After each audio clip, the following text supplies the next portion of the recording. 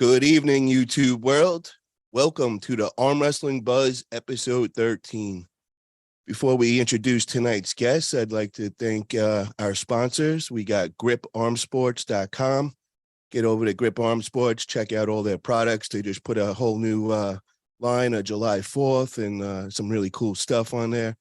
Use the code Italia15, receive 15% off. Definitely check out Vitacell Biologics. I'll put the link in the description. And of course, gripzilla.com and use the code Paul10 for 10% off. So I'd like to introduce tonight's panel, the normal Arm Wrestling Buzz crew. We got Josh from Grip and Rip. We got Pradeep from Arm Wrestling News. And we got Tom, the arm wrestler, up top. And now I'd like to introduce tonight's special guest. Only one of them's on right now. We're waiting for the other one. We got Artem Taranenko, and he's got a big match coming up over in Australia at AWE2 against Ryan Bowen. Welcome, Artem. How you doing tonight, brother?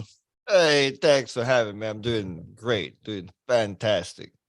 Hell yeah, bro. So we know you got a big event coming up, but before we jump into that, just want to kind of touch base with you, man. You've been stirring up all the ranks in this past year, and I'd say you're probably the most leveled up arm wrestler on the planet. You know, the last year, the gains that I've seen, I'm not even playing when I say that, bro. Like what I've seen, the levels that you leveled up this past year, very impressive, man. I couldn't believe it. So I just want to congratulate you on all that and just kind of figure out like what happened, bro. Like, looks like you doubled your size in the last year. Looks like you look real focused and getting your name out there. So what has changed in the last year for you? Well, first, thank you for such title. I've never been the most anything on the planet, so that's super cool. I don't know, man. I mean, just got off the phone with Michael Todd, and he said the same thing. Well, man, looking at you like your size changed, and I'm like, you know what? Like looking at myself, yeah. I mean, I keep telling everybody the numbers have not changed that much. Like I've been heavier than I am right now currently, like as of today, for example, right? But however, yeah, overall the quality changed. Like I've definitely gained more like muscle mass and all that shit. Um, Nothing really changed, but that I've stayed consistent, and I guess that just kind of, you know what, shout out to Matt Craig, because I guess he's correct. And but a big deal of luck, I guess that and by luck I'm saying, I guess like everything that I maybe planned for myself and everything I got to be a part of all contributed to overall progression. Like, I mean, like people, back to Matt Craig, I mean, he'll say some shit like I'm dodging people here and there and I'm doing all that. But seems like whatever I've been doing and requesting of people, being like just helping me going higher and higher. I don't think you can go back in previous year and a half and tell me I did something wrong, right? Like I probably whatever I did, whatever I've pulled, I mean, all the opponents that I've done, I probably, did not look so good on paper, but I probably whatever I did it was correct. And I think all of that helped me being consistent, because I think that's what's the only problem, because I've never been that consistent. And ever since like Todd's ass whipping that I got like last year, like I have not really stopped. You know what I mean? Like there was like I keep piling up tournaments. I hate super matches, but I just keep accepting them just because why not? So and I guess to conclude it shortly, I'm really dumped with negotiating and I cannot say no. So here we are. And here I am pulling Ryan Bowen. Well, I got to say, bro, I would say it's the perfect format what you've showed everybody.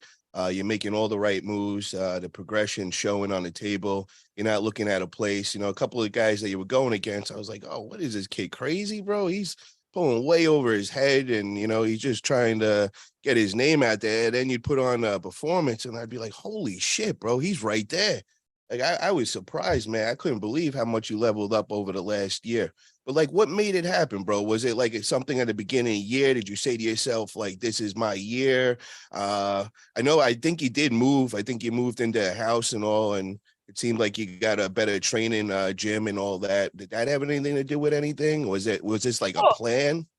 Nah, nothing of that. I mean, I guess if you want to highlight something I did, I don't have my day job since of like maybe September of last year. So that might be a contribution too, that I don't kind of have to deal with Slur the Sun anymore, and I can just kind of freelance and can travel, can practice, can do whatever I kind of want to technically nowadays. So that's gotta be the the biggest. And I still don't use it. Like every time I talk to Todd Hutchings, me and Todd will talk about like progressions and stuff. She's like, well, yeah, I get a message of somebody, hey man, like I'm stuck, I'm training 3 times a week. And he's like, I can't even reply to this. Like 3 times, that's just my Saturday. You know what I mean? Like there's like, I can't help it. So that's why I'm like, oh man, fuck. Okay. Like I still have, I know I'm lazy. I still know I'm lazy, but yeah, nothing super.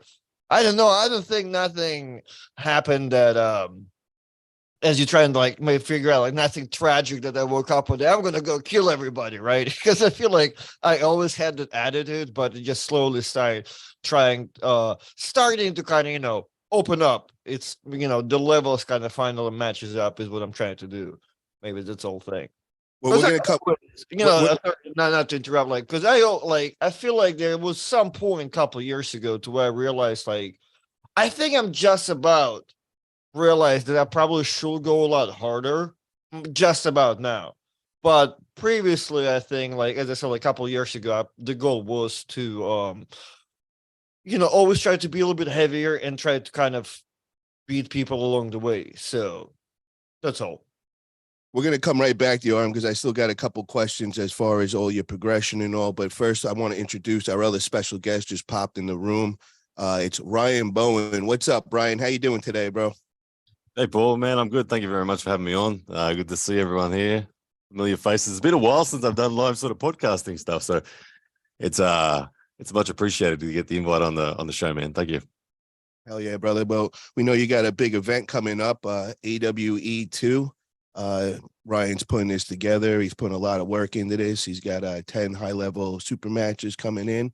So I kind of wanted to just hear about how that's coming along and any new additions, or also want to know what like the main events are and all the times for all our subscribers out there that they could check out this great event.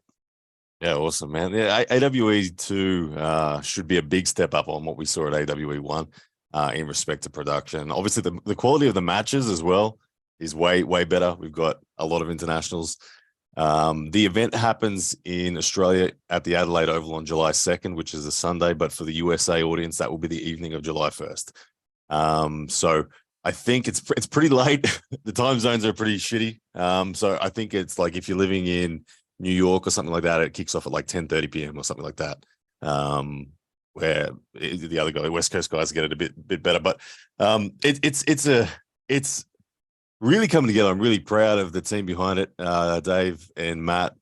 We've been working really hard, and it's just starting to feel like it's all of a sudden coming together. Like we're on the verge of being one of those promotions that are going to be considered amongst the top promotions. Obviously, King of the Table East vs West currently hold that. We really want to be in that market and show and prove that we can put on events just as good with our own style. And yeah, AWE 2 is going to be a big step in that direction. I can't wait. You guys got a set venue that you keep it at all the time, or do you bounce around as of right now? We have it's the same production team. We're at a different venue this time. We're at a world-class venue. The Adelaide Oval is one of the best sporting premier facilities in Australia. It's a big oval where they play rugby and AFL and cricket and all the international events there. So we're not going to be packing out the stadium. Maybe that's the come in the future, but we will be in an area of that with a corporate box sort of thing up in the sort of an events room that overlooks the playing surface of this massive oval. So it's a pretty awesome location. The production team is the same production team. We're stepping up that a little bit more again. Obviously, we learned a lot after AWE 1, but we'll have a few things different this time. we did a few things really well in AWE1. I can't wait to do them again and better. And yeah, it's going to be awesome, man. But in the long run, we'll probably end up building a custom made facility that is just perfectly dedicated to it. But that's one of those organic things that'll happen in time. Ryan, you said that you're doing a couple of.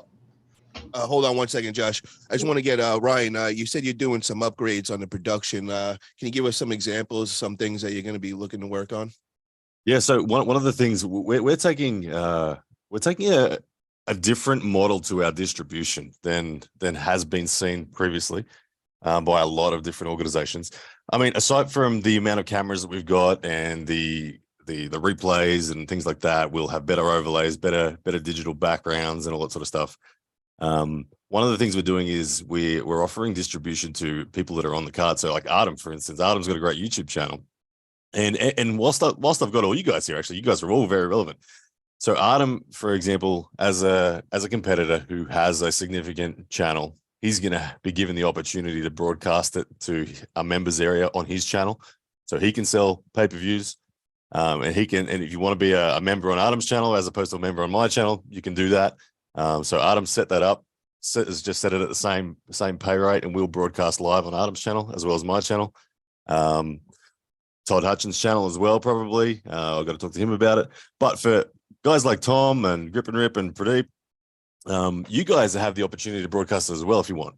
And it'd be, again, behind a paywall in a members area. So if you are someone that is interested in broadcasting it, just reach out to us and we'll give you the setup where you can screen share it in a members area. You can sell your own pay-per-views, and we would have a cut, a 50-50 cut sort of thing on any revenue that is generated from the pay-per-view sales. You keep 50%, we keep 50%, and you guys keep all your super chats, all that sort of stuff. So we have a distribution model that is going to be different.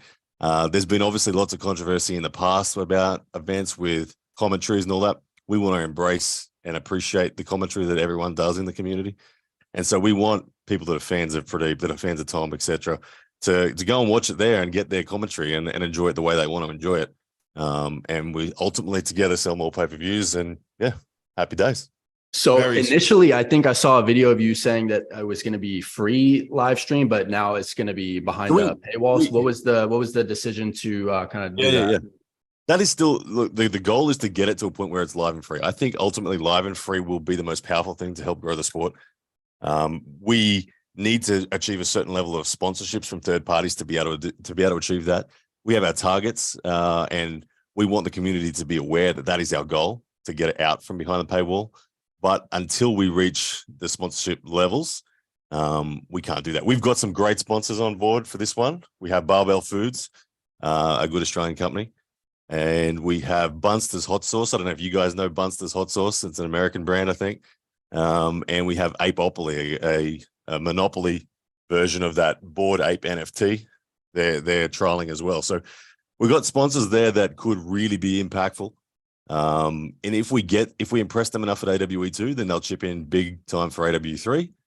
And then we're out from behind the paywall. So the goal for the future is to not have it behind a paywall, to where there's enough viewers to where it can make sense for the advertisers to sponsor the event. Hell yeah. Yeah. That's the thing. We got a $2 super chat in from Big Grove Goats. Prime John versus Prime Devin, 240 pounds, WAF rules. Who wins? That's a good one. Who do you guys think would win that? Prime John and Prime Devin, was it? Yeah, at 240 pounds with WAF rules. Prime John, of course. John. Yeah. For Dave, what's your thoughts? I think depends on how many rounds, and even now I believe Devon can cut to 240 pounds even in this shape. So we're basically talking about 2023 Devon. So I don't know, man. 6 rounds. If Devon gets the slip, then maybe Devon. Okay. Artem, did you give us your pick on that one? Yeah, John, because I literally just saw what John did to Devon in 2023 2 weeks ago. So John. Wow. Okay. I wanted to get back to the whole Artem and your progression and all that, bro. Wanted to find out. And Man, if that's going to be the subject, I'll be here until 6 o'clock in the morning. So let's go. And look, Paul, if you want progression, just look at this, man. Don't worry about looking it up. we're getting back to that, Ryan. Look at the traps and shoulders on him. Where are yours? You got a hoodie on. You can't do it. Come on. Show me something on him. Show me something. That's a Something medium. that's gonna scare me, please. That's a medium shirt. That's okay, Ryan. It's okay. This is XL. Legitimately XL. At 240, you fit an XL. That's embarrassing. Okay. It's all I right. can't say that. Artem's got the pump cover on right now. At 200 pounds, I require a 2XL. That speaks of the shape. Anyway, Paul, what was your question? Yeah, so I'm not gonna go into Ryan's regress right Don't now. get flustered on him. It's all right. I know you're nervous. Yeah, it's I know okay. you're nervous. You can't remember what's going on. Keep in mind, your camera is 1 feet from you, and my camera is 10 feet from me. There's a difference. So Artem, I want to know what has changed in your nutrition over the last year, bro? Because you've definitely figured something out. Yeah, rice, chicken, and steroids. God damn it, Paul. What's the weight change in the last year, bro? What do you what have you gained and your body fat? Like it seems like you all of a sudden like fell in love with the gym or something. Right. Hold on, my scoliosis is popping up. No, as I said, just consistent. It's consistency. I'm cramping now. I've talked to. Hey, they told you to add water, Ryan. Talked to Brandon Allen like a year or so ago too, and kind of realized, I'm not. I can't eat fucking 15,000 calories in a day. However, I did recognize that I was not eating. Right. So I had to make sure whenever I even get to competitions, I'm not a big fan of like red meat and all that, but I have to make sure I add it up. So I kind of have to always kind of go around that. So that's all it is. So kind of I just make sure. And you know what? My diet is fairly okay, I think, because my breakfast nowadays, man, we're talking to Sarah Backman. Like I don't know, like 6 years ago, she asked me about my breakfast, and I'm like, well, it's tea, 2 teaspoons sugar, some type of cake, cheesecake, blah blah blah. She's like, and what's the protein? I'm like, fine. What's that? I didn't know, I didn't need one. So, and now that's changed, right? Now my breakfast is actually like food and eggs and all that shit. So like it's actually so with that and How many meals a day are you eating? 2 to 3 probably. Yeah. Any protein shakes, anything like that? Yeah, there's occasional smoothie or protein shake in the morning, but not too religiously. Ideally, my cool diet was I was eating like twice a day, but it was a lot of food. So like I'll kill all my calories in these 2 sittings, but I make sure to count it, you know what I mean? Because I need to, there's all my movements and shit. Somehow I need to eat more than 3,500 calories. So as long as I count that, like I'm totally fine. I can actually gain. So we got a super weighing? chat in. Hold on one second, guys. We got a $10 super chat from Robert Kelly. Can't wait to watch Artem become #1 arm wrestler in Florida from Australia. Thank you, Robert Kelly, for that one. At least he gets a shot at it. I'm definitely still #1 in Florida, and no one can take that away from I get me. a shot of the home title, and I don't even have to pull brand new Chen Shaw. That's awesome. Yeah. So Ryan, you got #1 in Florida when you beat Chan Shaw a couple years back, correct? Yeah, that's the way I see it anyway. Yeah, Okay. and then I mean he had his chance to pull me, but he hurt his elbow and then couldn't do it. So that to me sounds like I'm still the man in What Florida. about Andre Shark? As far as Yeah, he's pretty good. Yeah, I haven't pulled him. I think Chance beats Andre. But I'm the last person to beat Andre right-handed, so it's all good. okay. You can carry the Florida flag. Right. So, and as a Floridian, as fucked up as Ryan's logic is, that's perfect. It sounds perfect as a Florida man. Like he can carry the flag, and I'll be glad to give a shot at it. So we were giving props before you got on, Ryan, to Artem about leveling up so much in this past year, and I was saying that he probably was the guy on the planet that leveled up the most in his arm wrestling skills. On the planet, Ryan. On the planet. But The planet, that's a big place. It's a I good mean, call. Look, Adam's done well. I've been watching. but I've been hold on, watching. Ryan. I'm about to throw in a compliment for you over there, bro. Oh, But it's all right. as far as body shape and progression and all, I would say you're right behind him, bro. And you kind of proved that. I think it was yesterday or today. You guys put out your shirtless pictures, and I was looking at Bo. I'm like, holy shit! I'm like, both of you guys like look like you fell in love with the gym, bro. Like Paul, you were in the sauna with me when I was getting ready for Coach Ray, so you saw you have a very intimate understanding of where I bro, was. you had like 9 months ago. you had no muscle tone that day. Remember, I turned around to you and I'm like, dude, you on it? You sure you should be here right now? And I remember saying that to you that day, bro. I was like, I thought you were gonna be in a lot better shape. Then I just seen this picture of you. I'm like, holy bro, Lachlan made a fucking monster out of you, bro. Holy shit. That like legitimately, Paul, that's 21 kilos ago. From when you and I sat in that sauna to what I am today, 21 kilos. So that's crazy, bro. Yeah. That is nuts. So what has changed for you, bro? Like you just seem like you really got into the gym and focused.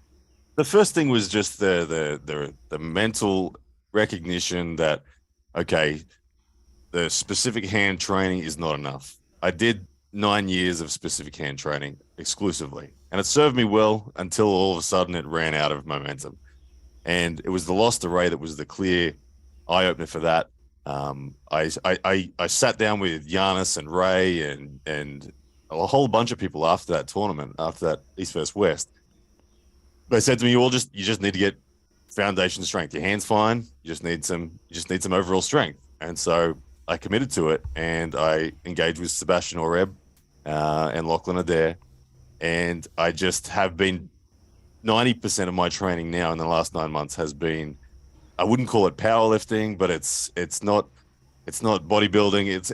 It's heavy reps, but it's throughout bodybuilding sort of movements and a bit of powerlifting as well. That I have a back issue. Obviously, I'm quite kyphotic and I got scoliosis and that, so there's a few limiting factors, but I've just been lifting heavy and following every set and rep that in the initial instance that Sebastian gave, and then that Lachlan took over and he's been running it. So it's been really addictive. It's been very fun. I love training in the gym now more than I do arm wrestling training. It's just fun watching the numbers go up and I've eaten a lot of food. I mean, I was 98 kilos when I pulled Bogdan Stoica. That was only 3.5 weeks after Ray. Showed you kind of where I got back to my normal. But then with all the food I've been eating since then, and I train my legs now, things like that. Like I actually, even though I'm 110 kilos right now, I actually feel the lightest I've ever felt on my feet. I can walk around. I got a spring in my step because I'm training legs where I've never trained legs before. And all of a sudden I'm like, oh, holy shit, this actually feels good to have a functional or somewhat functional body. Yeah. And you're more proportioned also, so you're going to feel a lot better as far as that. I want to ask the panel, you guys saw both of these guys with their shirts off. Who looked better as far as arm wrestler and all? Josh, what was your thoughts? I mean, Artem's more shredded, but what Ryan Bowen's done from when he arm wrestled Coach Ray to now is ridiculously impressive. Well, one thing I got to say about that day with Coach Ray, Ryan, is I think you just sucked out way too much, bro. Cut way too much weight. I think you cut 50% of your power that day. So judging him off of that Coach Ray match is a very bad mistake. I honestly, and I mean, he showed that right next in Arm Wars right after that when you filled in again and got your power and everything back. So, I just wouldn't do that again, bro. Stay big and you'll never see me under 100 kilos again, never. And I'm almost ready to say you won't see me under 105, but I think I would compete at 105, no worries at the moment. But give me 6 months and I'll be saying you'll never see me under 110. Ryan, are you happy at your weight now and you just want to keep getting stronger, or do you want to get bigger? Man, my goal and my dream is to win a world title. I see myself in the sport at a level where I will be improving on myself for at least another 20 years. I look at John Brzenk in his late 50s and he's still a badass, and I see many other guys like that as well. So I think I can still continuously improve. I don't intend on going down in weight. So look, I'm just going to continuously try to improve and get as high as I can up that ladder with the dream of becoming a world champion. So I guess it means I'm chasing super heavies from here forward. Artem, what's your plans with weight and size, man? Are you looking to stay where you are now, or are you going to just keep gaining? So I always liked like 205, 210 as a number. So I will probably I guess slower for me. So I'll probably that's gonna be the goal. Ideally would like to be like 225. With my height, I cannot be a good super, right? So I'm kind of like capped at like good be like 98-pound guy. But this 100 with 225 aspirations.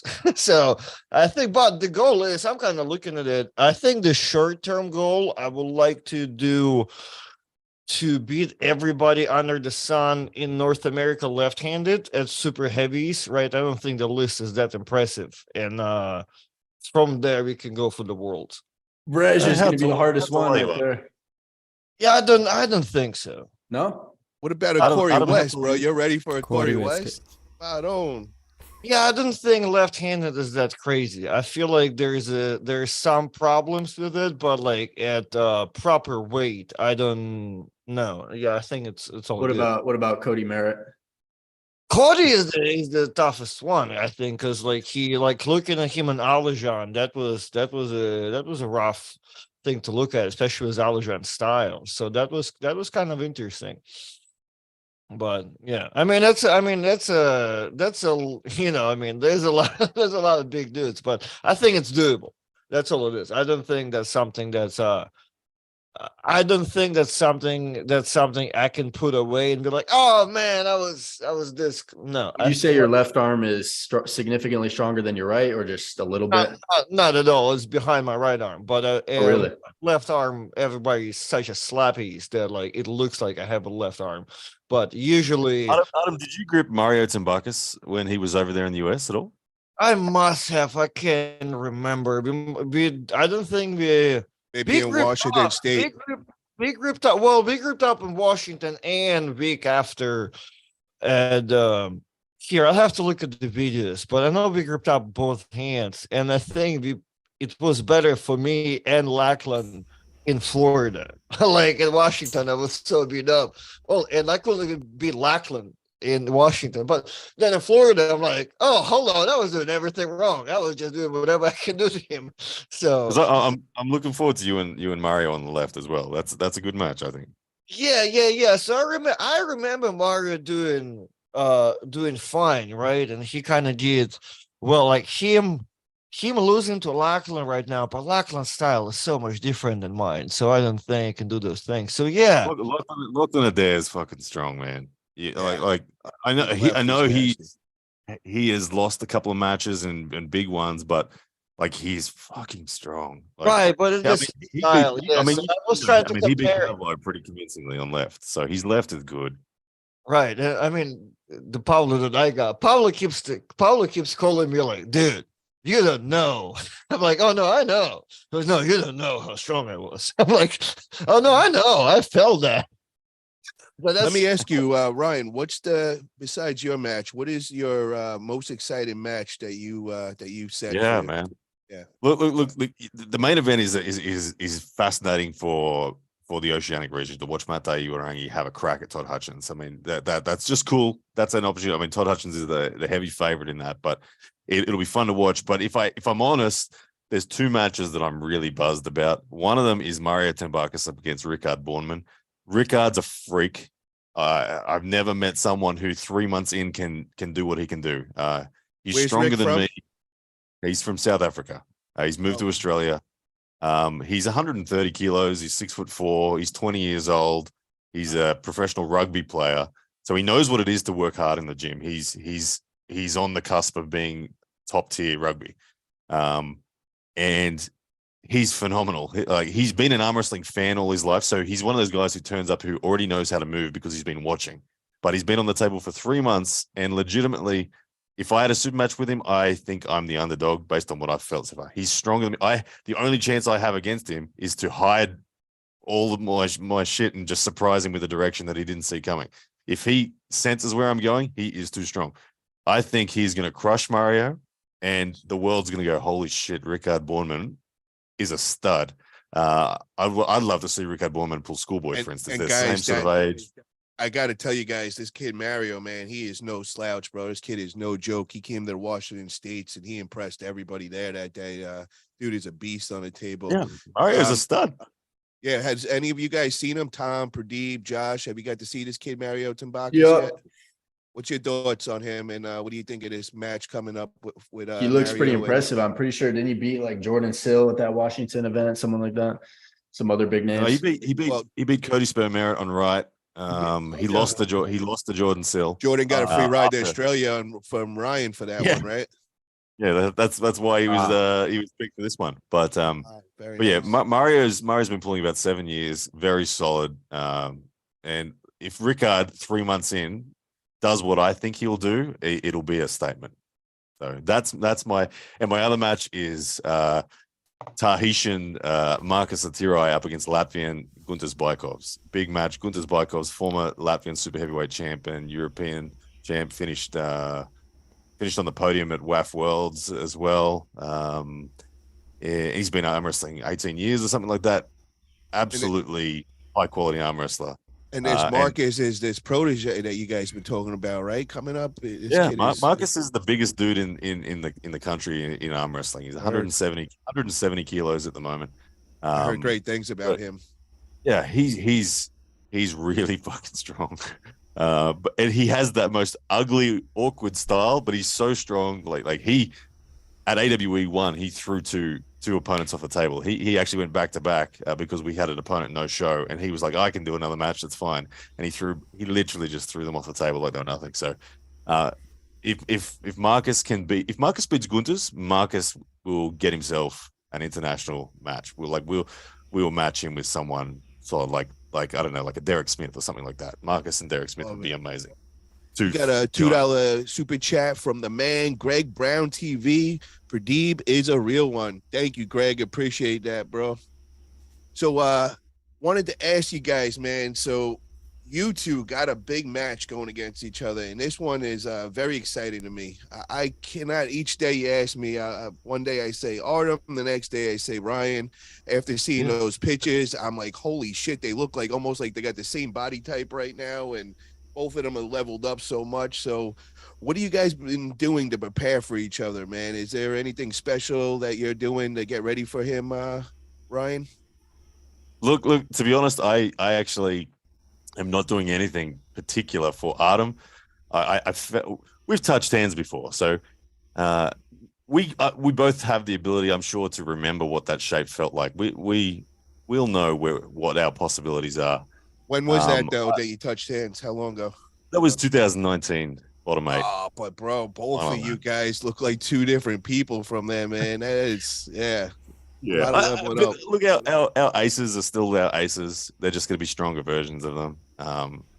I think that it'll be like that. I think Artem is going to be the one trying to surprise me. I don't think I'm not going to try to be hiding what I'm doing. I'm just going to declare, here I am. Can you beat it? Artem's going to be fishing around for a hit to try to crack through me, because he has to. He doesn't want to just squeeze in gently.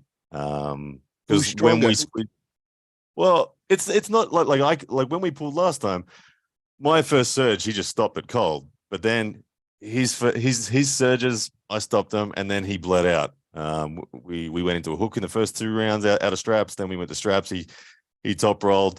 And I stayed flat, bled him out, and then came forward with my shoulder. So the shape last time, I think, could be repeated. But we both have a real similar game in that we have all different shapes available to us.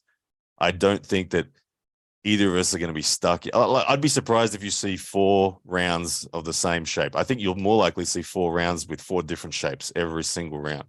What's and the I ending think score? that's because we both have. I think it's 4-0 to me. I think it is. I'm sorry. I'm not saying that out of hype or marketing. I just think it's going to be. I think he's just a slightly smaller, slightly shorter, slightly weaker version. Like that's. If I'm honest, he could be wrong. He's progressed. Yep. But I just Artem, think is this all true, most bro? likely the same sort of gap as what it was at Or is this gonna be the next clip on a delusional Ryan Bowen series? Maybe. I mean, I know for a fact, just knowing that we grouped up with the same people in the previous year, that the gap is have closed a lot closer. So it's all at the minimum to be in the ballpark. There's no way that Ryan is any stronger, right? However, a lot stronger. There's a possibility that he is stronger and he's beating me. That's what I thought all the way until last week, where I finally came home and I'm like, let me do some research, because I've never really seen Ryan's previous matches. I sneak, all the little things. Start looking at his match versus Hedamori's, and and now I realize, oh man, that can be really bad. I feel like it can be 4-0 for me, and that's probably cannot. There's a way there where it's not even close. In my favor, you know what I mean? But all the way until last week, I thought that should be pretty cool and close, like what Ryan just explained to you. Could be 4 different things, whatever. But I will not be surprised if all of a sudden it's another Coach Ray situation. Okay, so both you guys have experiences with Coach Ray, right? You both pulled Coach Ray. Yeah. Right? Artem, am I correct? Because I'm not sure. Was that right hand you pulled, Coach Ray? Yeah, I got that sweeping both hands. Both hands. Okay. Yeah, that's when he took the top roll title from you. Top roll king. I got it. He gave it back to me as a gentleman. But yes, yeah. So I got to ask you, what does Coach Ray say to this? Have we heard who his pick on this match is? Anybody hear that? I haven't heard. That'd be an interesting one. Surely he puts out a prediction video after his weekend this weekend. He'll put something out. I'm interested to hear what he's got to say. I mean, he's obviously gonna root for me, right? But I don't know who will he pick. Yeah. that's gotta be the honest way to go about it. But it is a good question. Pradeep, I gotta ask you, bro. What's your prediction on this? How do you think this ends up? I'll say 6-round format, maybe 4-2 for Ryan or 4-1. First to four, Pradeep. Just straight up first to 4. Yeah, still I'll say 4-2 or 4-1 for you, because I've seen Artem has basically won everything that he has competed in last couple of years, or last 1 year at least. But he's always winning mostly with side pressure, both more on the left, but sometimes also on the right arm. Clean top rolls we haven't seen that much from Artem, and if he loses his wrist, and I've never seen Artem basically stand up and press down. He's always going just side pressure like Todd Hutchings.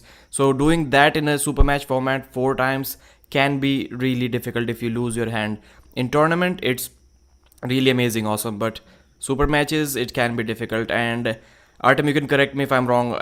I've never seen you having to stand up and actually flop press once that desperation mode kicks in. Your side pressure basically always works in that tournament format. Every time I've lost my hand, I've had to stand up and press somebody. Yeah, if you look at my match every time my risk gets taken, my match is Paul Talbot, I had to stand up and press. In my match versus everything, it's in my cover photos. I mean, every time my risk gets taken, I guess nowadays I don't have to stand up because I just have the elbow. Standing up is really when you don't have the elbow, I feel like. Before, when you have to get your body in there to get on top of it and lay down. Yeah, but nowadays I can just get in broke arm position and swing it. Right hand, I guess you're correct. My goal is always to top roll, but I guess I don't have to either. And the right hand has a little bit more hand, so I can I can hook with my right hand. Left hand is most of the top rolls, because there's no hand left-handed for me. But Artem, what's your weak spot? Is it your wrist? Is that what it's sounding like? What hand? So left hand, I have no hand whatsoever, right? It's like the cup is not. Me and Giannis talked about it. My neutral, my normal hand right here, straight up, it's normal, but there's no cupping whatsoever. So whenever I'm on a hook match, it's you have to get me in there, or I'm forcing it there is supination. Right hand is solid all throughout, and I guess the biceps will be the biggest part, if I have to say, as far as like what the gym is concerned. But it's pretty solid. It's like whatever. Usually, whenever I lose my right arm, it's however the opponent chooses to, right? Like I'll have my ways about it, but if I get a strong top roller, the hand gets taken. If I get strong hooker, it could be go inside. Usually I do have a talent of negotiating where the match goes, just because I get to hit first and whatever, and you kind of have to get me into your lane. But yeah, right, it's just kind of balance. It just loses the way the person stronger than me will want me to lose it, right? But left hand, clearly my cup is so trash. Like, it's something that I keep trying to work on. Got a super chat in from DL for $1.99. You all got to talk about Chafee versus Jordan in August. Thank you for the super chat. Yeah, and we will definitely get on that right after this. I want to ask, which one is the better arm wrestler? Josh, your opinions. I think Bowen's more versatile. And on the match, I think he's going to win 4-2. So you'd say that Bowen's got more of a higher table IQ than Artem? Yeah, in their match, I think Artem will win the first 2 rounds, and after that, it goes downhill, and Bowen ends up winning 4-2. That's what I think is going to happen. I think he's going to get those hits, but then Bowen's going to make the adjustments and end up winning. I've lost a lot of opening rounds in matches that I've won, like a lot. That's your thing, bro. That is a thing. That is your thing. Yeah. It's the best time to bet on me at 1-0 down. That's when you get the highest returns. I would have said actually myself that Ryan is a better arm wrestler, but I don't know, like just looking at Heather Morris match and matches before, like it's literally like whenever Todd Hutchings was talking shit about Ryan's regress, you could like see it. And I'm like, what's happening? Like, I don't know if you give up on arm wrestling in past like 6 months, but you can see like your Heather Morris match, you're not hitting. Like, you're not going anywhere. Like, you have no hand. It's like, that's a terrible attempt at a troll there, Adam. But fair enough. Fair enough. Don't worry. When you meet Matairagi hit the Morris, you'll go. Can you pull up the match? Okay. Pull up the match that we know. Like, I'm not trolling. Like, I've looked. Yeah, no. Look. The Matairagi hit the Morris match. That was a case of me attempting to top roll him, losing the battle on a strength sense, and then being gassed. Yeah, the other options were like, holy shit, they're not there, and hence it was like, oh shit, there goes my wrist. You should rewatch that match. You should rewatch that match. I know it's a lot easier to watch you win. Oh, I can rewatch it in my head at any second. It's all right. I remember every moment of it. Tom, what's your thoughts on this, bro? My prediction is who's a smarter arm wrestler? Smarter arm wrestler? I mean, that's kind of hard to quantify. I don't really know how to answer that, but my prediction is. What do you mean? Who do you think's a better table IQ, man? Like, you know what I mean? Who's not dependent on power? Who's going to use their weight on the table? If I have to answer, I would say Ryan, just because I see Artem losing his wrist sometimes, but he's still able to kind of transition and press, which is still impressive because me being someone, when I get in that position, I got nothing from there. So, but I just think Ryan's going to win. The 20 kg weight difference has got to play some factor as well, along with him gaining a lot of strength. So plus I think he has good endurance. Like you said, he loses 1 or 2 or 3, doesn't mean he's out, as long as, he still has plenty of other options. We got another super chat in from Michael Layden Sr. for $1.99. I got my comrade 4-0 versus the diluted bloat Prince. Thank you for the super chat. All right. So, everybody in the chat room, guys, just put the name of the guy who you think is going to win this match. Who do you have Paul, who do you think is going to win? Tom said something stupid about strength gains. Can we talk about Ryan's strength gains? Because he's losing to people he's beaten before, right? So that's ahead of Morris. Which one? Mata Irangi. So is that the only one? Who else? You used to beat before. You used to beat a lot better against Lackland. Now he like demolishes you. So no. I think recently he's actually been beating Lackland in the videos, which had me in shock. His top was looking pretty mean from. I'm pretty sure Ryan used to beat Lackland at tournaments here and there, and I think now it's probably never happens. So Ryan's first match against Laughlin, and now Ryan's way different now. Huh? Ryan, when he lost to Lachlan a couple years ago versus now, it's not even comparable. So much more competitive, in my opinion, versus Lachlan You're still now. talking about practice. You know how many pins I thought Hutchinson can post right now from a year ago, from 2 years ago? That's not a benchmark. So, Ryan, keep going. is your bench press better? Is your deadlifts number up better? Like, can you give us a breakdown? Like, how? Yeah, shit, yeah. Okay. Hang Hang clearly on. the matches aren't that. So my bench press, my last bench press session last Tuesday, I did 5 sets of 130 kilos at 2 reps a set. That was where I'm up to. 9 months ago when I benched, my 1RM was 105. All right, now that's great and all, but what does that have to do with arm wrestling, guys? Well, Like, overall strength I'm just play a answering the factor. dude's question. but I know, but you're telling a bodybuilder right here that is finally Artem. Listen to me. You're telling a bodybuilder that's I've prided myself on all my numbers in the gyms for the last few years, but a year ago I threw all that out the window because that meant nothing on the table. Yeah, but you don't throw it completely out the window. You got to at least bro, put some of the compound training in to have it that meant strength. nothing. I go and I beat everybody on my team, including the super heavyweights in every gym lift. Then I get on the table and the lightest dude, 165 pounds, would get on and just make me like a little girl, bro. Here's the interesting, Paul. But once you have the hand and wrist, then you add the compound training on top of it. Then you're compounding on top of that. Well, now that's happened in the last year. Yeah. Paul, the interesting thing is I did 9 years of just hands. So my hand is developed to 9 years worth of commitment. And I arm wrestled constantly for 9 years. I never took my foot off the accelerator for 9 years in respect to training my hand. Now that I'm forming some foundation strength in those general compound lifts, the translation to the table actually makes my hand feel even better. Like, it's like, holy shit, I can't believe how easy it is to take people's hands now, where it used to be a challenge. It's like, and I haven't trained my hand in that time. It's just that the engine room behind my hand all of a sudden is more significant. There's something about having strong shoulders, strong lats. And then the other, it's a huge factor. You can have the hand and wrist, but you don't have the power behind it. I never had a back.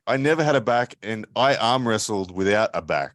I arm wrestled from my shoulder forward always. Now that all of a sudden I have like I'm 70 kilo dumbbell rows now for 5 sets of 5. Like, now that I'm doing that, it's like, holy shit, I can use a back in an arm wrestle. It's like taking out a new car for a ride. It's like, wow, I've got all these extra options now in terms of how it translates to the table. So yeah, well, Ryan, it's translated to me because my hand has done the 9 years worth of work. Well, the thing I got to say about you, bro, is you're a little different case, bro, because I remember with you came in as practically like a pro tennis player. So your hand was bulletproof to begin with. So, for most guys, that are bodybuilders or whatever, we're coming with the opposite problem. We got the body, we got the arm that is strong as hell, but then we lose everything with the weak ass hand. You came in the opposite with that strong ass hand. You just had to make your body stronger, and you just did that. So I understand that, man. It definitely does make sense and all, but I just don't want. You guys seen this thing? I just got to bring something up. You keep talking for a second.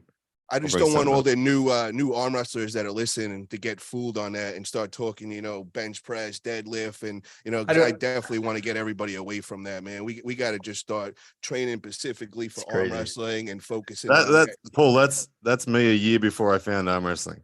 Oh, bro, do me a favor, Artem, get out your picture, bro. We need to compare the before and the after transformation, and to see who wins with that, because these two guys are on the same trajectory right there, bro. That's crazy. That's crazy. I'll win that one. Before pancakes, after pancakes. I love it, bro. But that is the most straight up shit. That's no joke. That's me. How much were you weighing there? 70 pounds. Kilos. Ryan, do me a favor. Before your guys match, you guys should have the before and after picture up there of both of you guys. So we could see, how many years. It's a pretty cool story. It is. It's a pretty cool story. And then Tom, you were asking my pick of who's gonna win that match. And when you were saying with table IQ, I always looked at these two since I've been in the sport as one of the top guys, both of them in table IQ. They're very, very smart arm wrestlers. Yeah, I think they both are. That's why it's kind of hard to kind of gauge, between them. They're both obviously high IQ arm wrestlers with a lot of experience. I just remember seeing pictures of Artem when he first came in, and even 3 years back when I first came into the sport. I mean, dude, he was tiny, man. He was like scrawny and didn't have shit. And over the last 3 years, he's just dwarfed his old self. He looks like a monster. But even before I got into the sport, the change that he did, going from like 130, now he's at 200 pounds, and he's at the top of the rankings in North America. I think is just so impressive. It's a huge transformation. And the thing that is really a must when you're at that weight and you're that light is you're not beating anybody in practices. You really got to learn how to arm wrestle. There is no overpowering anybody. Especially when you come up from the lighter weight classes, because you face guys who are heavier, and then you learn more technical aspects. I think some of the guys who come in a lot stronger and bigger, they don't get that aspect because they're just trying to overpower and just tricep press and not the finer details of technique. And Ryan is the same thing. So the first super match I've ever seen in arm wrestling was in the Florida garage when he went against Chad Shaw.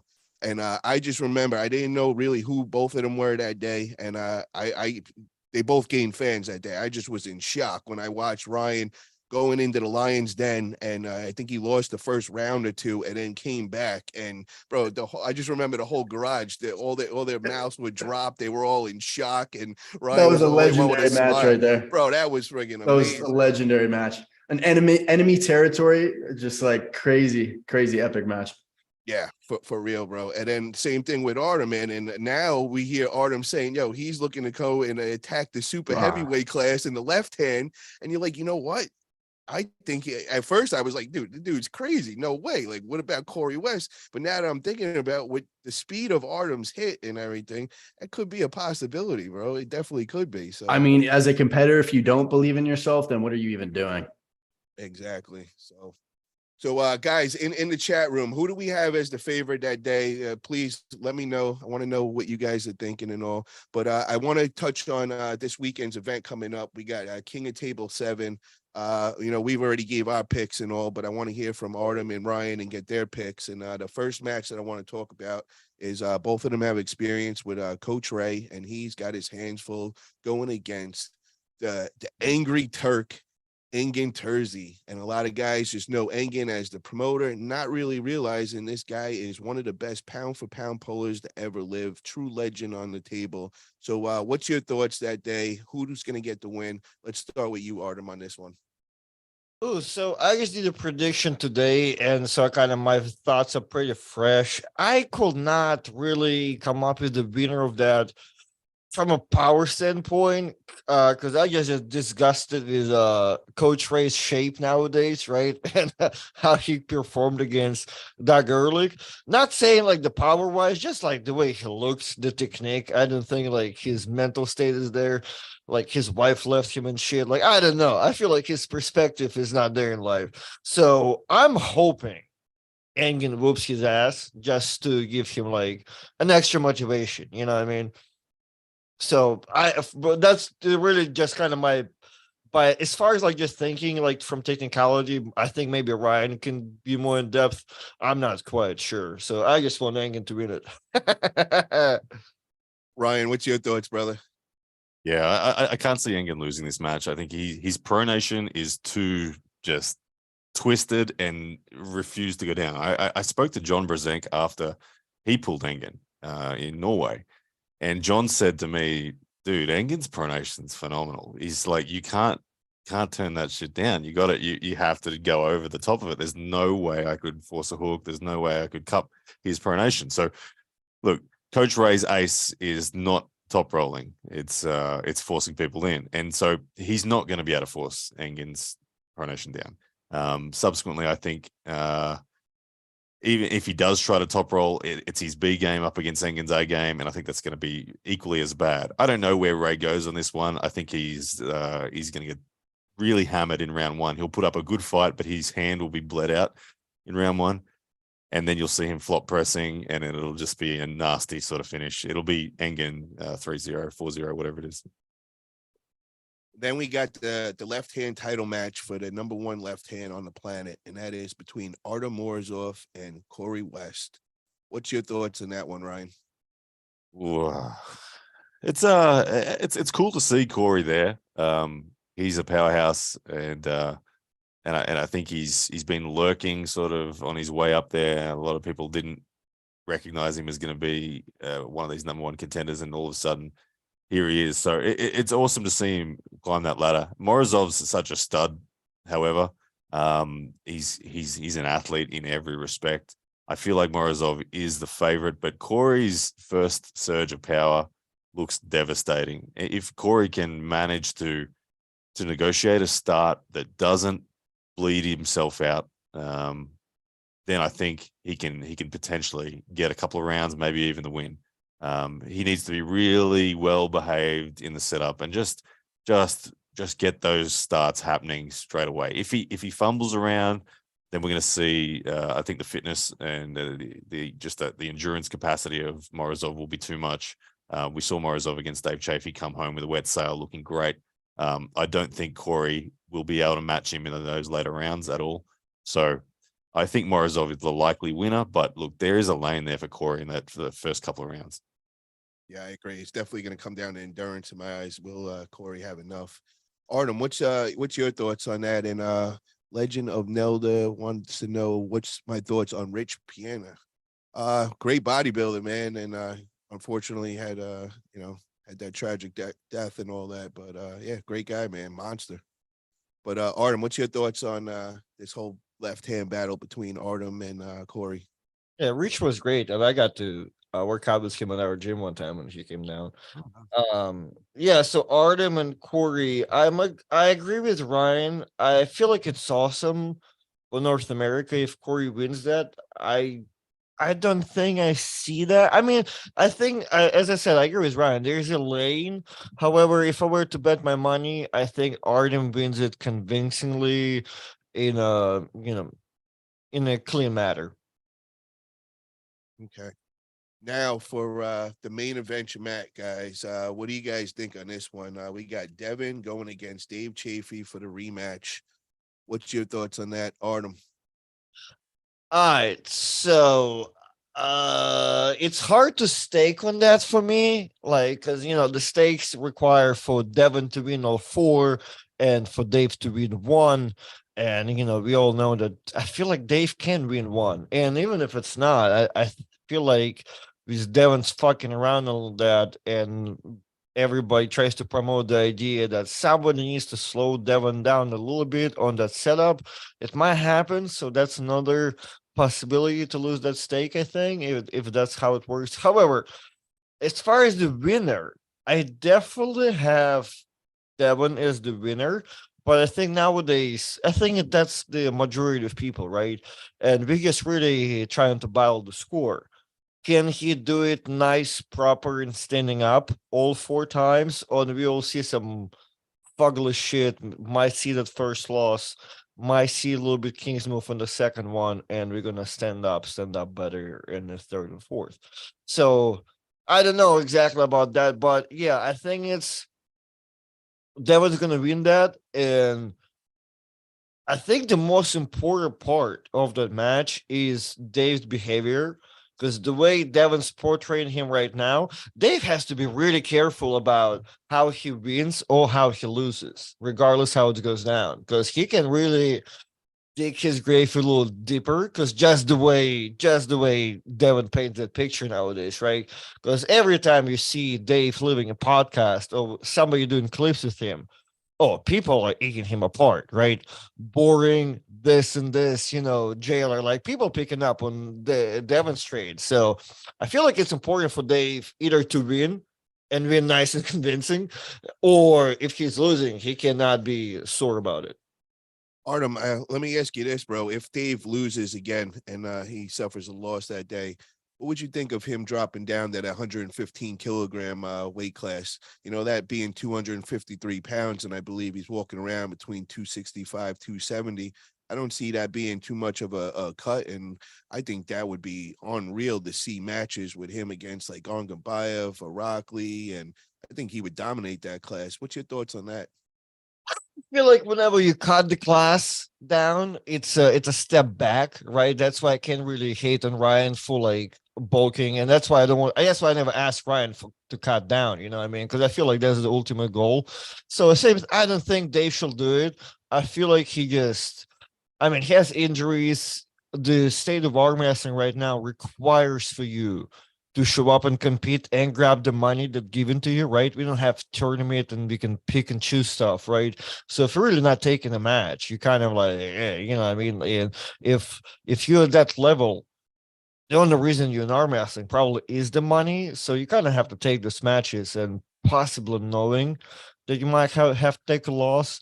So I don't feel like they should really cut. I mean, if he's right there and the money is offered right there, sure, why not? But I feel like Dave being a supers guy, he's a supers guy, right? He just gonna have to ride out a couple tough matches, but as long as he, stays relevant and all that, he's just fine where he's at.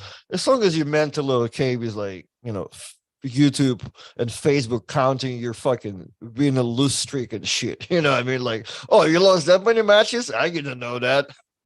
But how many more losses can you receive before people That's say what I'm they've had saying. enough I don't seeing know. that? For all I know, I've lost 10 matches in a row. For all I know, I have no Yeah. idea. Who fucking Dude, look, The internet will write you I off. think I feel like the majority of the internet couldn't name a win of mine, where the heaps of them can tell you my losses. I've got like I think I've had people? I've had 17 matches. I've won 12 of them, but people can only. So the internet will be pretty harsh. Brian, how many super People- matches total did you have? Because I mean you were on I some think I've crazy had. streak. If I went through accurately, I think it's somewhere around 15 to 17 super matches that I've had in total and I've won 12. Yeah, I remember there was like 12 in a row or something. You were on a Yeah, streak I won where you- 11. I went on an 11 run. Yeah. Okay. Which ended with Coach Ray, ended with Lachlan Adair. So Ryan, same question for you with Dave versus Devin, and what was your thoughts of him possibly dropping down weight? And then also I want to tie this all together with what they said in the chat before with a possible Jordan Sonov versus Dave Chafee in August. Yeah, sure, man. Yeah, I'm really going for Dave Chafee on this one. I think Devin's turned super heel of late in his season. I know he's got his fans and he does an amazing job at stirring up the conversation for the sport. So I admire him in that sense. But I'm really in Dave Chafee's camp on this one. I want him to win. He's such a nice dude, and I think, and as Artem said, he's been copping a grilling. And Devin has really taken that nasty heel angle. Where did he go back to the way he pulled Prudnik and his shenanigans on there? Like it was like, what the is this? This is it crossed the line for me where I'm like, oh no, okay, he's the bad guy now as opposed to the hero. So I'm rooting for Dave Chafee. Now, when it comes to the match itself, I think that Devin is the favorite to win it, and I think the strength that he's developed in his wrist rise in particular, I think is his main tool that is really taking away options for people, and they're suffocating under his ability to rise in the setup. And that subsequently everyone feels like they're chasing a grip constantly. So Devin's rise is really impressive.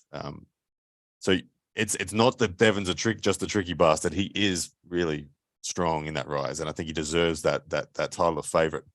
However, I do think that the Gennady match showed us that Devin will fade in his own finishing power. He will fade. And that's something that Dave, I think, if he remembers that, even if he loses the battle of center, not to ever actually truly pin himself. I know that Devin loves trying to bait people into pinning themselves, but there's a safety down there that Gennady showed that, look, if you leave your elbow on the pad and you tell Devin to leave his elbow on the pad, Devin actually will still hit a wall to pin you.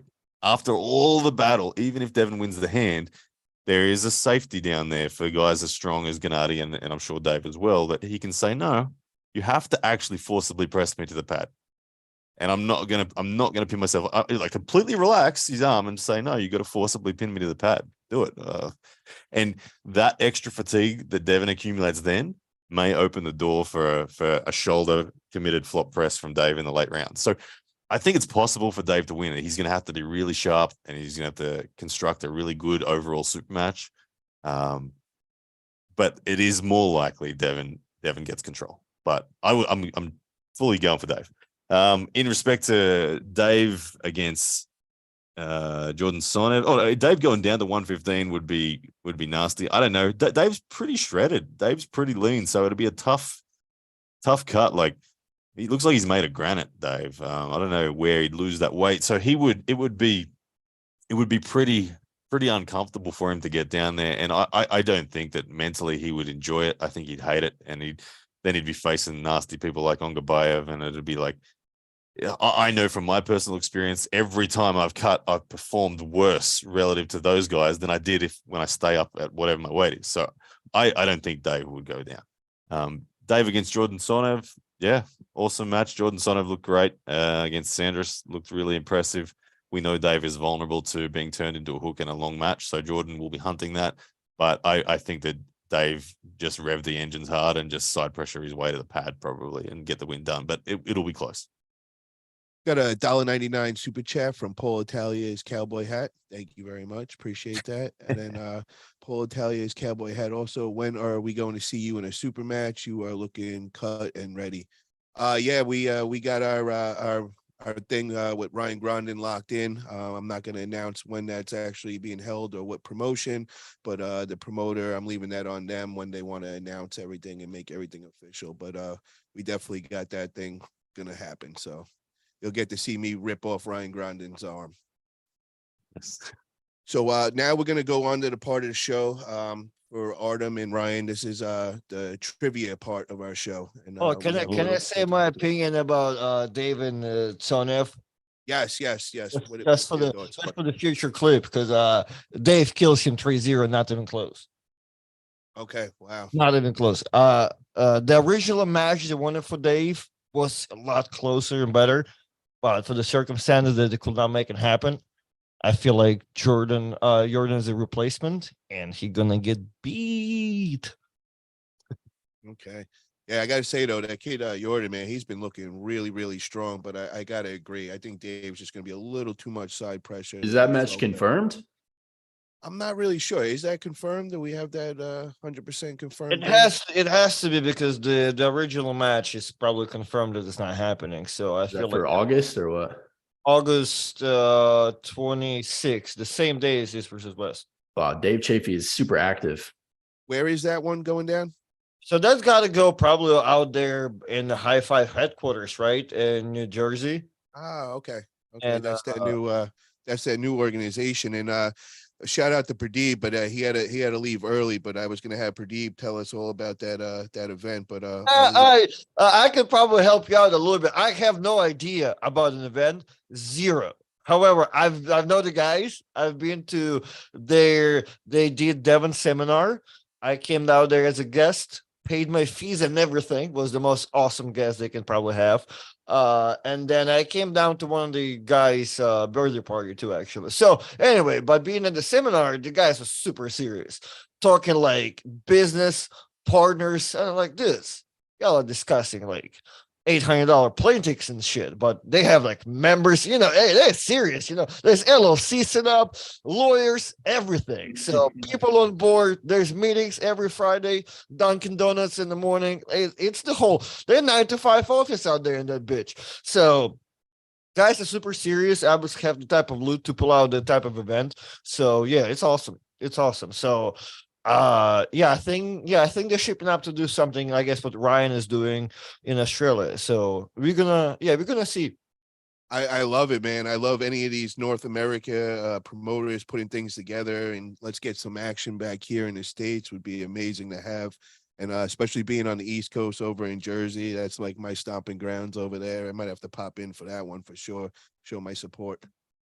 All right, guys. You will not be disappointed, because like if I fly to something on my own dime, like it's good shit. So yeah, I had an awesome time, man.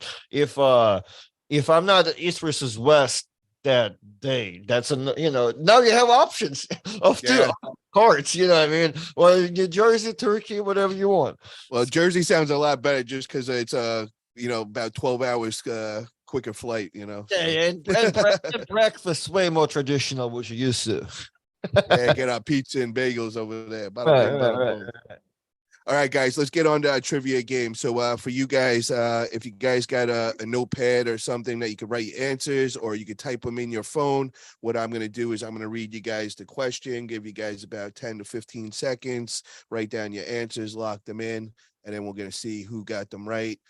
Same thing in the chat, guys. I'm expecting you guys to be answering in the chat, and let's see who's on top of their trivia. So you guys got something already? Artem, I see you're looking for something right now. Fucking struggling out here. There we go. Here we go. So question number 1. At the World Challenge in 2010, which woman won first in women's left 70 plus kilograms? What the fuck? Yeah, this The one's brutal a question. trigger. So what So I do is specific. what I do is I have my my lady does a couple of them, and she likes to get the lady arm wrestling trivia. Can and you all. say that again? 70 Yeah, I'm kilo gonna give it in again. 2010. You seriously want me to know that? Yes, here we go. So this is at the World Holy. Challenge in 2010, which woman won first in women's left 70 plus kilograms? Oh, okay. I can see Ryan right now. He's Googling it up right now. I got my answer. Okay, everybody locked in, guys. Let's chat room. Let's see your answers. All right, let's see the answers, guys. What do we All right. got here? I have two. I have one of those Ryan Bowen, but the real one is Irina. Okay, so the answer is Egli. I don't see anybody getting that right. Oh. Egli Oh. Vakute. Egli Egli. is She's nice. beast. She's a nice lady, too. Unbelievable. Great arm wrestler, great person. Got to meet her at East vs. West 4. I just remember gripping up with her hands and saying, "Oh my God, I've never felt a woman's hand so strong in my life." So question number 2. This one's going to be a little easier for everybody. Who has the nickname Wild Horse? Who has the nickname Wild Horse? Chat room, I expect to see a lot of answers right here. And did we get anybody? Everybody was saying Gabby, and who else? Heidi Anderson. Nobody got the first one right in the chat either. Okay, so we all locked in, guys. I expect everybody to get this one right. This one's an easy one. Who has the nickname Wild Horse? And the answers are Matt Mask. Everybody got it. Nice. Let's see how the chat did. I actually got it wrong. All right, Matthew Musk. There you go. All right, we got it. Way to go, chat room. What was the first reported major cash tournament called? What was the first reported major cash tournament called? Everybody lock in. Let's see your answers. Chat room. Let's see some answers out there. Just take a guess. Throw it out there. Come on. You're still answering Mask. You're a little late there. All right. So you guys all locked in? What was the first reported major cash tournament called? Let's see what you guys got. I'm going with the most obvious one. Okay. Nope. All right. So I'm going to give the answer. Yeah, I can't read everybody. So it's. Oh, there's a good one in the comment too. God. We got the Carling World Wrist Wrestling Championships in Timmins, Ontario for $500 in 1972. Oh, come on. You said like $500 is not money. major. I'm not looking for Thailand money.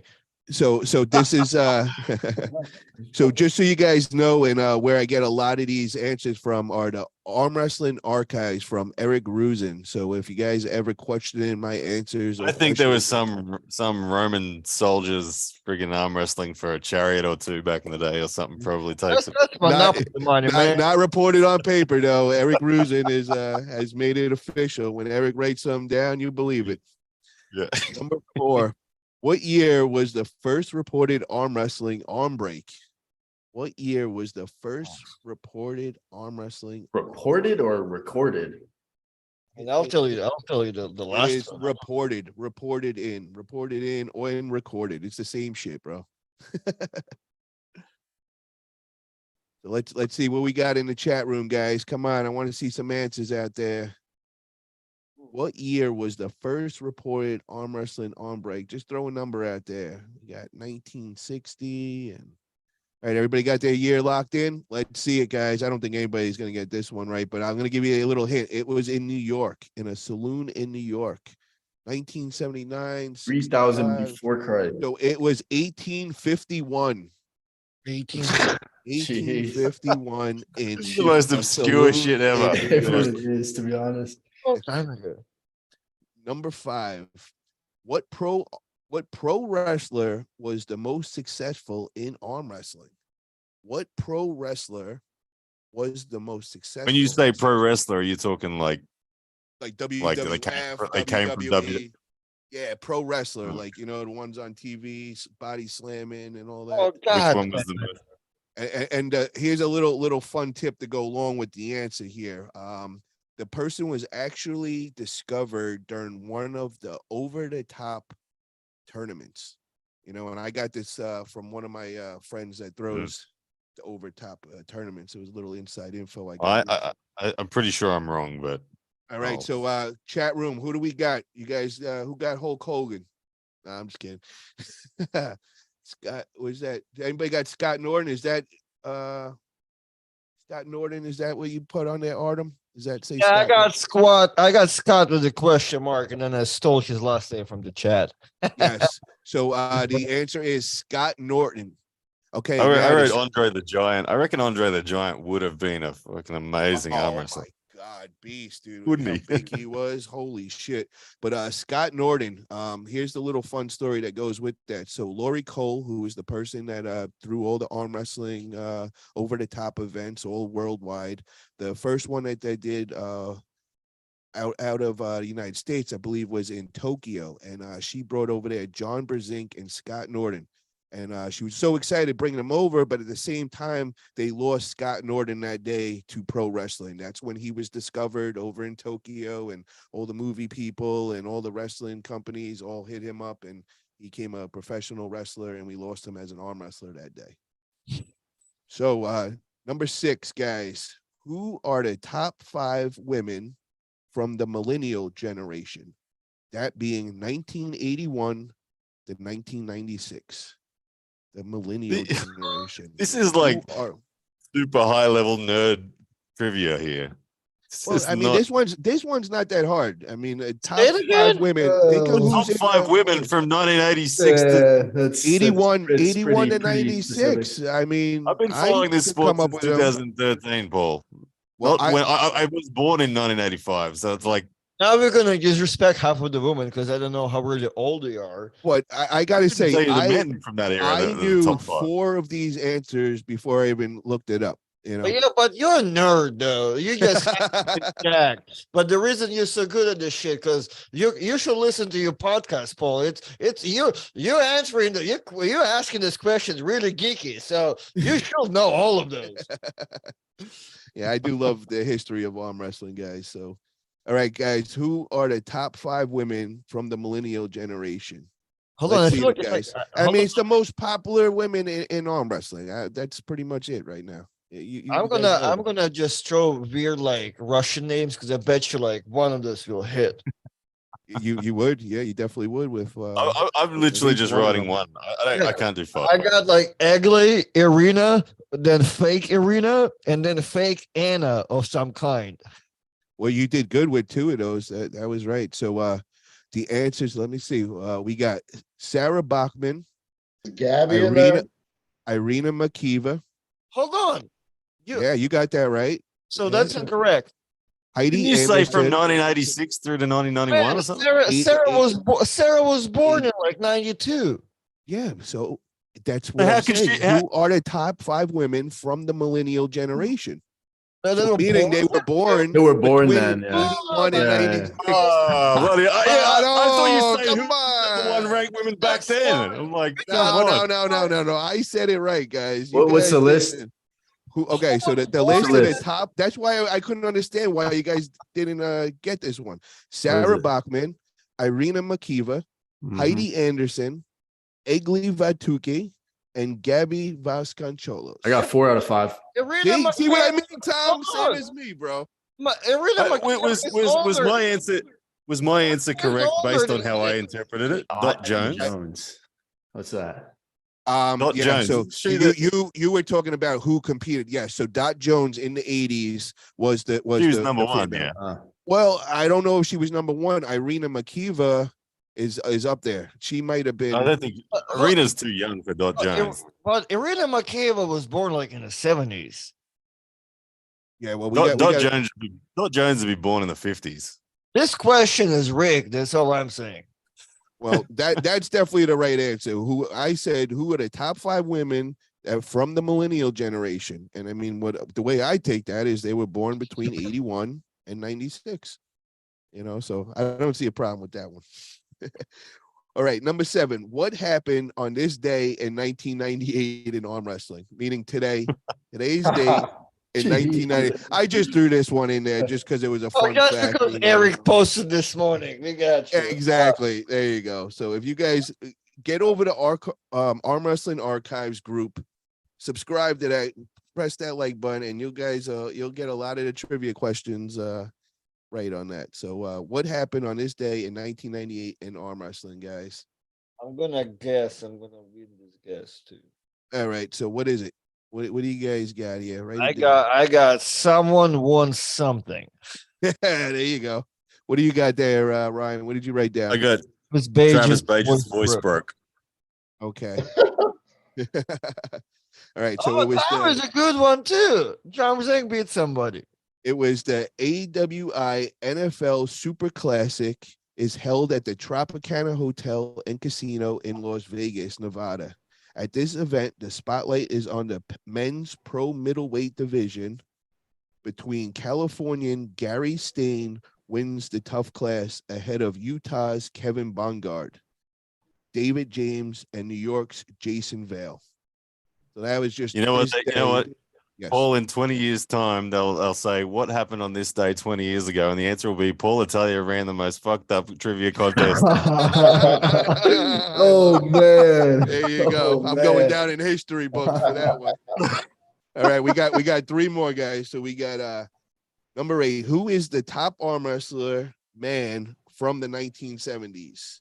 Who is the top arm wrestler in the men's division from the 1970s? Kind of like who was today. Who Like was the the Levana man? today? Who was the man? You know, like Levana is number 1, undisputed. He is the man. Who was the king of arm wrestling then? Come on, guys. Let's chat room. Let's see what we got in here. Come on. I know one of you guys got this right. Oh, yeah, we do have one in the chat. Good. All right. The answer, we got it. Artem, what'd you write down, bro? You're checking the chat right now because you heard me say that. Yeah, I mean, I wanted to go with Cleve Dean, but I didn't have the balls, so I almost wrote Dave Patton. So I have no answer. Cleve Dean is the correct answer, guys. Josh, what do you have, bro? You didn't No, get I that one. I'm sorry, I had Cleve Dean, but then I changed it to Walker. Okay.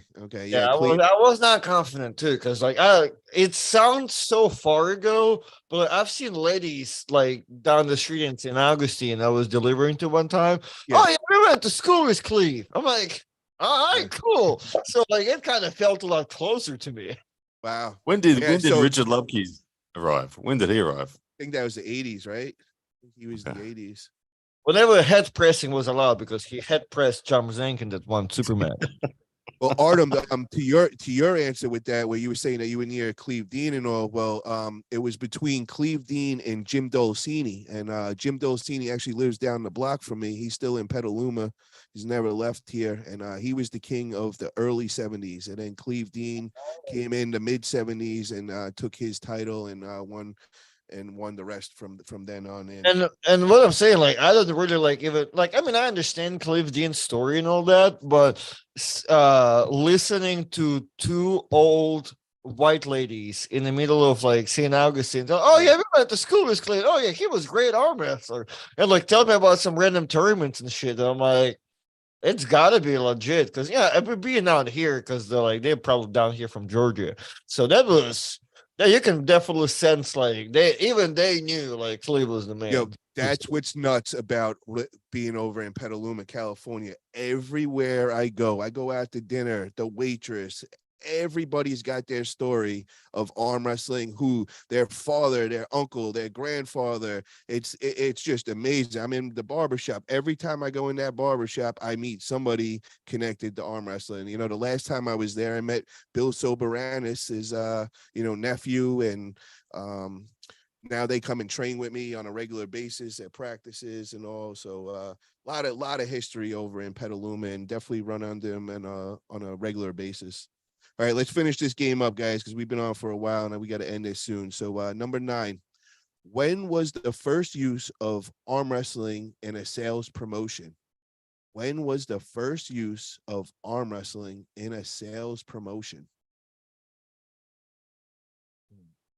And I'm going to give a little hint with this one. So the promotion that it was used with was a used car dealership put out there that a challenge issued by a used car dealership sales manager and professional wrestler Brute, whoever could beat him would receive a discount on their next used car. So what year did that happen in? When was the first use of arm wrestling in a sales promotion, which I just told you was used at a used car dealership by a sales manager who said they would arm wrestle anybody, and if you beat them, you will get a discount? What I was year gonna say that? Jerry Carteret something. Yeah, that would have been good. That would have been real good. It was 1983. Okay. The answer is nobody's got that one yet. 1955. Jeez. Yeah, and that was Close.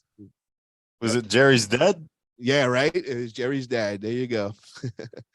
Okay, the last one here. Who was the top arm wrestler, female arm wrestler of the 1970s? Who was the top? Fuck, fully no. That's gonna be Sarah Backman. I already answered this one. Not Jones. No, it actually that is not the right answer. Yeah, so we were wrong with that one, Dot Jones. So Dot Jones. Y'all said the 80s. Yeah, Dot Jones was the 80s. Yeah, that's what it was. So who was the top female arm wrestler in the 70s? And this one, I've never heard of her before. One is a tricky one. Armwrestling.com. Yeah, All right, let's see them, guys. What is the answer? Jerry. Jerry. Ryan, who do you got on this one? Jenny, Jenny. I don't even know a name. I I'll don't tell you even up have in a there. I'll guess. say Jenny. I'm I'm, sorry. Artem. I'm going to Pam Carter. Oh wow, bro! You just looked that up, bro. There's no way you knew that, dude. You just looked that up. He went in arm wrestling archives, bro.